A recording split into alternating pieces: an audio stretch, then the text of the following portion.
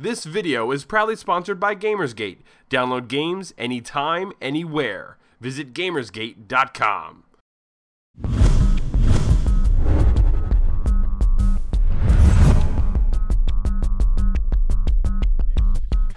Welcome to Elder Geeks Elder Speak. Today is Thursday, May 3rd, 2012. My name is Randy Yasenchak. I'm the owner and the editor of ElderGeek.com. In the background today, you are going to be seeing even more gameplay footage of me playing Mount and Blade Warband Napoleonic Wars, which I am proud to say that I played a few rounds today that I was actually one of the top players on the game.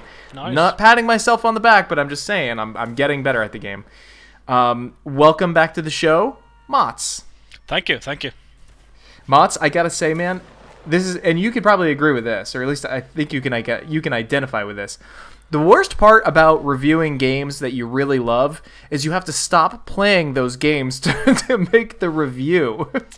Yeah, that, and you want to be fair, you know, so you want to say that, you know, some people might not like it because of this and this and this, but then in the back of your mind, you'll always go, oh, those people are crazy. What the fuck is wrong with them? This is awesome, right? So I after the show, after we're done with the show tonight, I swear upon my can of Mountain Dew that I have in my hand right now that I am going to write out my review, and I'm going to build my review for Mount and Blade Warband Napoleonic Wars. It might not appear on Elder Geek. It actually might appear on somebody else's site. But I love this game. I didn't want to love the game based on screenshots, based on the fact that it was a multiplayer-only expansion, but I freaking love it. Yep. I was actually slated to review that instead of you originally, but I hadn't played too much of the other Mount and Blade games before it, and so I felt like maybe since it was multiplayer only that some experienced hands were needed. So I got to admit, man, I went into it, and like I said, I kind of wanted to hate it, and even though I had experienced hands with even the past two Mountain Blades, I was just like, you know, Napoleonic Wars are always kind of boring to me. I don't really dig it, but it's the fact that, like, when you die, you're dead for the rest of the round. You know, I mean, there are death matches where you like practically insta spawn, but most of the matches are like 10 to 15 minutes long. You die once and you're out for the rest of the round. There's about 200 people playing on the map, and you know, your rifle, while pretty inaccurate, if you hit your target, they're almost guaranteed to die, and then it takes probably a good 15 seconds to reload. And that dynamic alone right there just makes it so different than everything else on the market. It's absolutely worth buying because of it. yeah, I'm wondering, because watching the gameplay footage from the past couple of Elder Speaks, it looks like maybe there are, I mean, is each person or each soldier on the map, is that a different person, or do you have bots with you as well? No, those are all people. Wow, that's amazing. Those are all people, and you know what?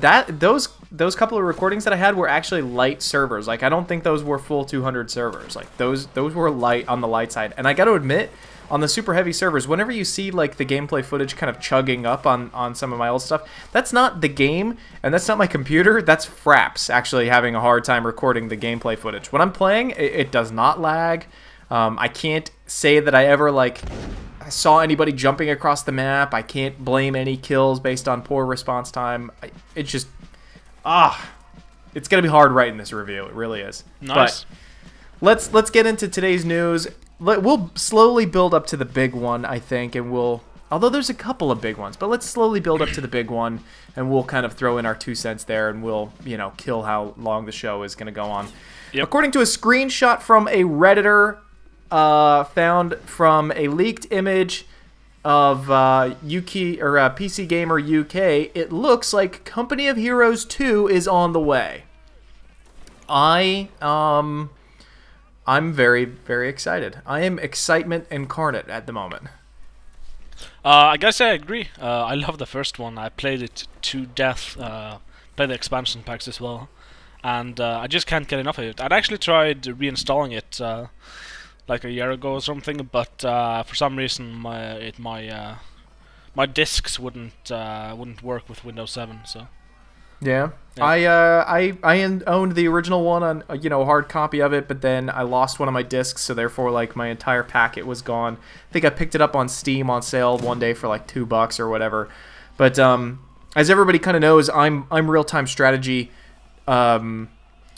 I'm very sucky at them, and this is one of them that I'm like the worst at this game. Oh, really? I'm so bad that when I set it on easy, I still get owned. I want it there to be like 2 settings below easy, like armless baby monkey setting for me, so I would have a chance against the computer. But I love it. The gameplay is awesome. The sound design alone is worth playing that game. But the gameplay is so freaking fun. Even though I'm terrible at it, I love to play it.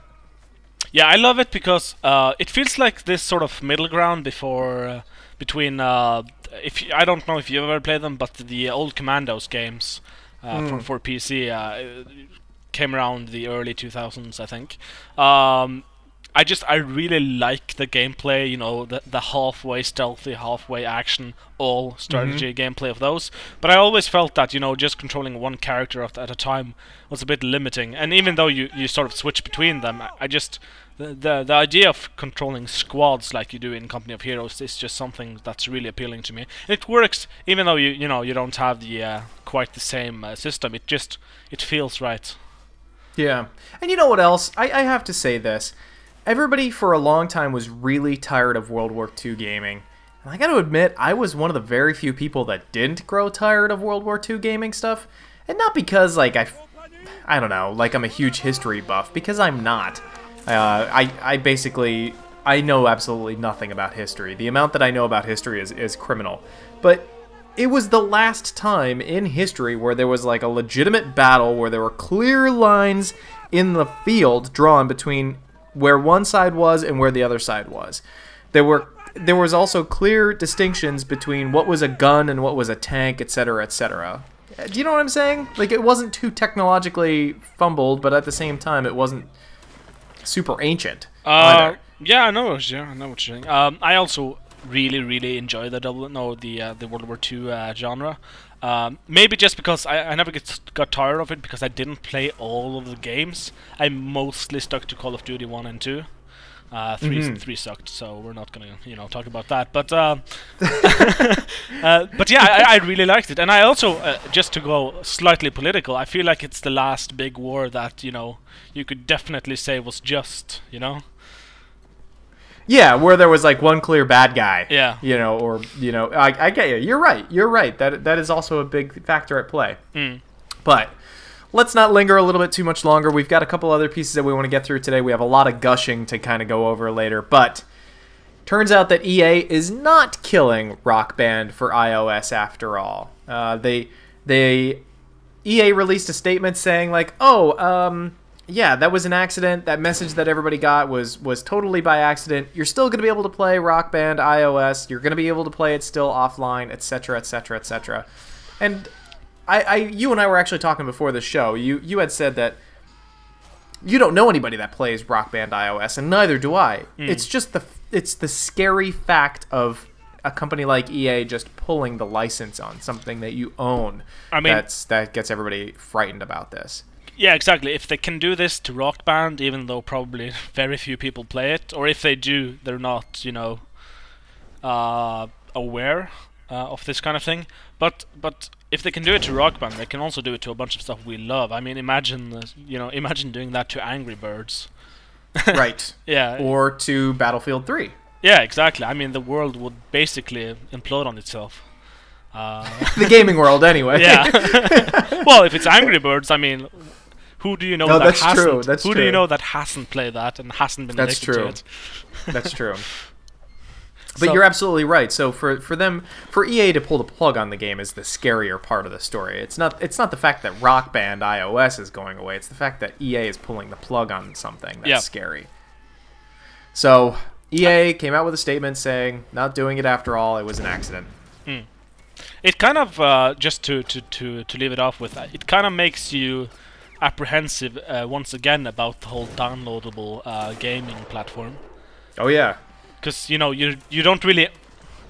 own a hard copy, so you can't say it's yours.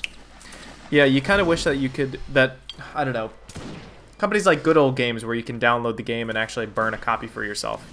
Kind of makes you want to do that. It kind of makes you like want to reinvest in a big stack of DVDs once again and just start burning your games. Or at the very least, if you could run the game outside of a client, so you don't, like Gamersgate and stuff like that, or Good Old Games, as you said. Yeah. Where you don't have to run it through Steam or through Origin. Right. Yeah. Right. So yeah. That's that. Eurogamer today came forward with some early Assassin's Creed concept arts that actually show some features that were cut from the game. I found this was like a neat little pictorial editorial thing, basically showing what could have been in the Assassin's Creed storyline. I know, Mats, that you're a huge Assassin's Creed fan like I am. Yep. But actually a lot of these Assassin's Creed paintings look really familiar to me because I was following the original years before they released it. Oh, hell yeah. You know, the concept of Assassin's Creed just blew my mind. And I know a few of these pictures look rather familiar, but some of them are new. There is one image in here where you know, the assassin, or I guess you could say Altair, is riding off on horseback with a child in front of him, and the concept artists thought that they were building a Prince of Persia spin-off. And so that was actually supposed to be the young Prince of Persia, and the assassin, or Altair, was supposed to be his personal bodyguard. That's what they had assumed while putting that concept art together. It looks like it might take place in Egypt. This would be a game. I see a lot of familiar historical sites, but on second thought, I'm not 100% sure they're in Egypt. But anyway, it looks good. I mean, it looks a little bit more, perhaps bare bones, a little bit more, I want to say, realistic, which is always good in my opinion. But yeah, and at times a little Lara Crofty too. Yeah, definitely. It also looks a lot more action oriented, whereas you'd definitely say that Assassin's Creed is an action game. It's kind of more of a stealth game, whereas this one looks a little bit more head-on from the concept art. Yeah, this looks more action-y like God of War, whereas this is, you know, Assassin's Creed turned out action with some heavy stealth. I mean, you see suggestions to him being able to jump from horseback onto, you know, an enemy's horseback and kill him. So I'm not sure you can. I'm pretty sure you can't do that in Assassin's Creed currently, and that would be, you know, because you don't really have many instances where you're you know, on horse in a combat situation. There's one you could do it on Assassin's Creed Brotherhood. Yeah, the Leonardo missions. But you know, those are closed off encounters. It looks like this would be more of, I almost want to say, open warfare, like. Yeah. So. I don't know. It kind of there's a few things in here that kind of makes me wish that Assassin's Creed turned out a little bit different, or at least that they steered the Assassin's Creed series as a whole down some different paths. Yeah, I would have. I love the futuristic. You know, present stuff with Desmond. I love that, but I would have also liked a game that doesn't have that. Basically, I want an open world Prince of Persia. Is what I want. I'm more open world one than the reboot that came out a few years ago.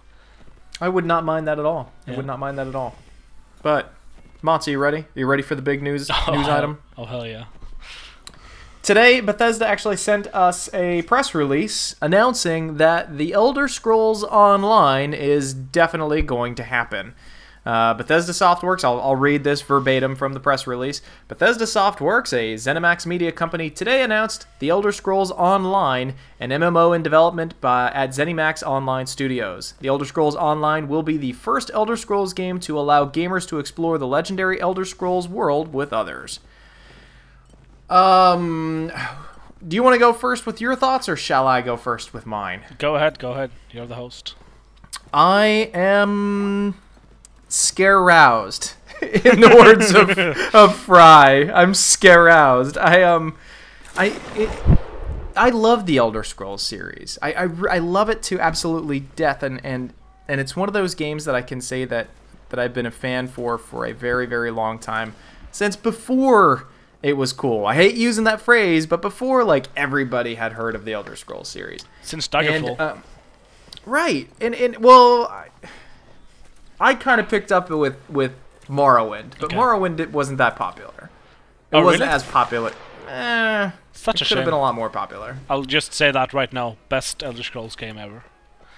Morrowind. But Go ahead. what I really love about the Elder Scrolls series is the fact that it's a single player game and it's so refined that it's one of those experiences for me that it's almost too good to be true. What I really love about the Elder Scrolls games is they make you feel like you are the hero of that kingdom or of that realm. They make you feel like you are the exception to the rule of like all the drones that kind of walk around, within Morrowind or Cyrodiil or within Skyrim. You are the special one. Yeah. Because in Morrowind you were the Nerevarine, wasn't it?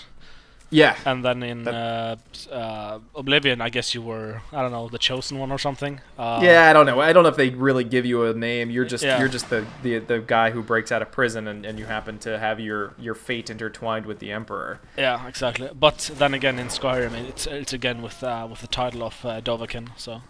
Right. So I mean that effect is going to be completely lost in an MMO type experience. You're just going to be another guy who plays the game, and you're going to be another one of the numbers kind of thing. I'm really praying that they're not going to have this as a WoW clone. Go ahead. Well, I was going to say I completely agree with you, but I think a different game with a different focus could still be good. And set in the Elder Scrolls universe of Tamriel could be really awesome. I want them to keep the combat though. I want it to be Skyrim combat, basically, perhaps a little refined or tweaked to an MMO experience. But I don't want to have quick buttons for spells. I don't want to have hotkeys and 1,000 different spells. I want to use flamethrowers on guys and jab at them with the blade and block with the shield, manually. So it'll basically be, I don't know, a mix between Age of Conan combat and standard Elder Scrolls combat. Yeah. And here's the other really big thing that I'm kind of afraid of with Elder Scrolls going online. And don't get me wrong, everybody that's listening to me kind of go off on this rant. Hell's Hounds won't be able to stop me from playing the Elder Scrolls online. Okay, like this game will jeopardize my job and my marriage. But I'm so one of the other big things that I absolutely love about the Elder Scrolls games is I play them exactly how I want to play them. Nobody tells me what I do, when I do it, how I do it, how I build my character, etc., etc., etc. But when it comes to online games, it's almost like that if you don't build a tank according to the most accepted strategy guides, or if you don't build a caster according to the most efficient way to build a caster, then people get really pissy with you within the online experience. Yep. And I don't want that at all. I want to play the game as however I want to play it. If I want to have my character just focus on, I don't know, bow and arrow, locksmithing, and speech skills, then damn it, that's how I want to play it. And I don't care if that's like the stupidest combination of skill sets out there. If that's the way I want to do it, that's the way I want to do it. And I'm afraid that, people are probably going to say, well, Randy, why do you care what anybody else says? I don't really care what anybody else says, but since an online game, 98% of that game is your interaction with other people. In that sense, you still want to be a part of that society. So... I wonder if they're gonna do I completely agree with that, by the way. I wonder if they're gonna do classes first of all, or like in Oblivion basically and Morrowind, or if they're gonna go with the Skyrim method of just leaving everything up to the player. For some reason, I kind of hope they do classes instead, because I want something to differentiate everyone. Even though you want to be able to customize your character however you want. I also I like the MMO thing that WoW did, where every different class has a very distinct feel and a very distinct look to them and all that stuff. I really like that. But I can't imagine how you do that in Elder Scrolls, but while staying true to Elder Scrolls. So. Yeah, I mean, absolutely. Besides what I've read, there is no other details out about this game. You know, we have no idea how large it's going to be, because if it's going to be all of Tamriel, you know, it could be huge. It could be awesome. It could be awesome, and you know, it also, we have no idea like what the storyline, what the year is going to be. You know, because Skyrim takes place after Oblivion. You know, it's supposed to be 200 years afterwards. Right, so we don't know when it's going to be. We don't know how the races are going to play a role in this game either. Like, are they going to further separate the classes and their class bonuses, which is obviously a good thing to do for an MMO? Are these classes? Is there going to be some type of xenophobic type of war where suddenly the Khajiit are battling the Nords just because, you know, they're completely different? Do you see what I'm saying? Everyone hates the Khajiit. The Khajiit are awesome! Yeah, but everyone in the Tamriel hates the Khajiit.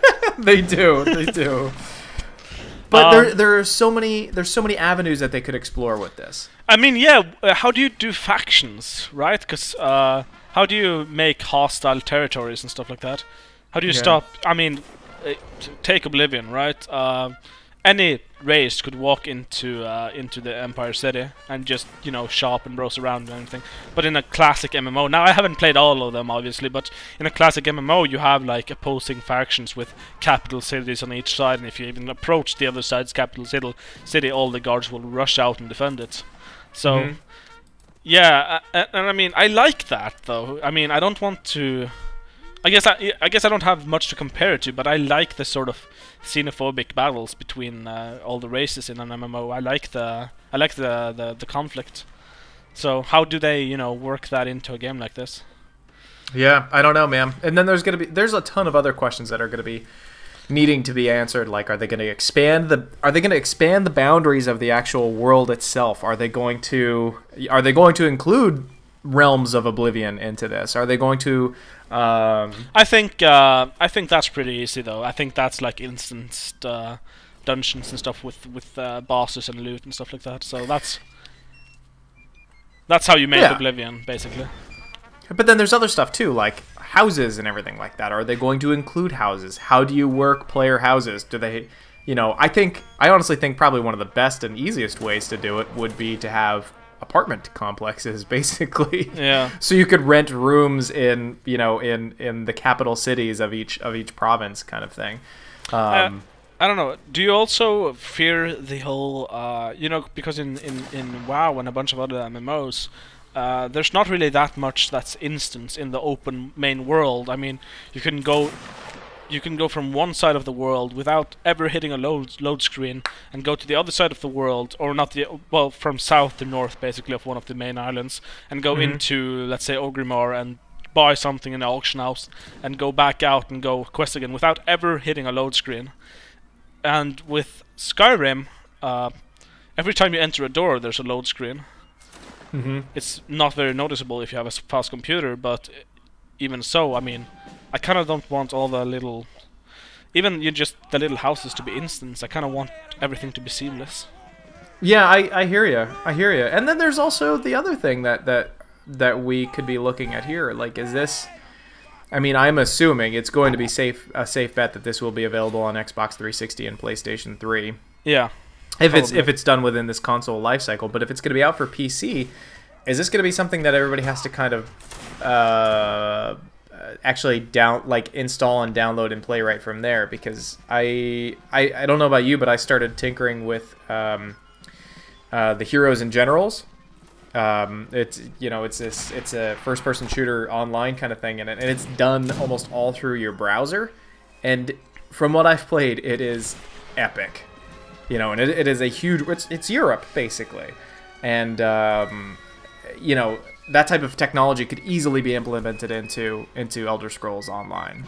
You see what I'm saying? Like, we're starting to get into the realm of video games that you don't necessarily need to have downloaded and installed on your machine. You can run quite a bit within browsers now. Well, I'm gonna say it's never gonna have worse graphics than Skyrim. it's never going to be simplified as compared to Skyrim. It's either going to be on par or a little bit better. I hope they don't simplify. I swear, if they wowify this, I will be so mad. Yeah, definitely. I don't want no cell shading, no no pastel colors. Yeah, and no crude character models. So no cartoonish character models. Yeah. But, you know, considering the little teaser image they showed, it looks like they're gonna stay true to the graphical genre that Elder Scrolls has carved itself. So yeah, it's a lion eating the tail of a dragon eating the tail of like a griffin. Yeah. So and everybody out there, and it looks, you know, high-res detailed. It doesn't look cartoony, basically. Yeah, and you know what, to be honest with you, we're probably going to be seeing this sometime within the near future. Bethesda Softworks has not, well, that's not true. I was going to say they announced, I remember the wait for Oblivion was hell, but the wait for Skyrim wasn't so bad because they announced it and then it was out like within a year or so. And the same thing with Fallout New Vegas and Fallout 3. Plus, they made, with every past Elder Scrolls game, they've made a new engine for each game. This time, they're probably not going to do that. They're probably going to use the same engine as Skyrim. So we'll see. We'll see. Well, they haven't made. They still haven't made a Fallout game in that engine or any other game in that engine, and they usually do use the same engine a couple of times before they move on to the next one. So I thought Fallout New Vegas and Fallout 3 were built on the same engine as Oblivion. Yeah, as Oblivion, yeah, but not as Skyrim. Skyrim has a new engine. Oh. Got ya. Yeah. Okay. All right. Well, that's the nerdtastic news for the day. I think that's probably going to be the best news of the week, to be honest with you. It'll be tough to top that. Well, you know, the week's almost over as well, so. True enough. True enough. Which, by the way, I doubt I'll be able to do a show tomorrow. I've got all kinds of crazy, you know, house stuff kind of going on, so I might not do a show tomorrow. So if I don't have a show up tomorrow, I'll definitely talk to you guys all on Monday. But Mots, seriously, thanks for hopping on the show with me, man. I couldn't announce Elder Scrolls Online alone. I think that would have been too anticlimactic. That's cool. Thanks again, man. Anybody out there, if you have any questions or comments, you can leave them below here on the YouTube video, or you can send them to info@elder-geek.com. Be sure to follow us on Facebook, Twitter, Twitch, and of course hit us up on our main page at elder-geek.com, where you can find links to almost all of these stories. Once again, Mots, thanks a lot, and I will talk to you guys all, if not tomorrow, then on Monday.